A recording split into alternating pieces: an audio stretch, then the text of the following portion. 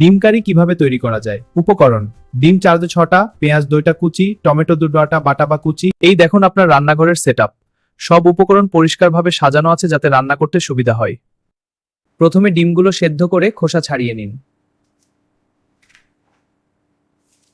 এখন একটা কড়াইতে তেল গরম করে সেদ্ধ ডিমগুলো হালকাভাবে ভাজে নিন। ডিমগুলো হালকা সোনালী রং হলে তুলে রাখুন। মশলা দেয়া: হলুদ, মরিচ, ধনে গুঁড়া ও লবণ দাও। তেল ছাড়া পর্যন্ত কষাও। মশলা ভালোভাবে রান্না করো। এইটে ডিম দেয়া, সেদ্ধ বা হালকা ভাজা ডিম দাও। ফুটছে, ঢাকা দিয়ে ফুটাও।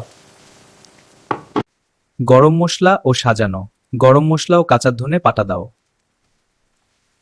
কুরান্টা পরিবেশন ভাত বা রুটির সাথে সুন্দরভাবে সাজিয়ে পরিবেশনা করুন।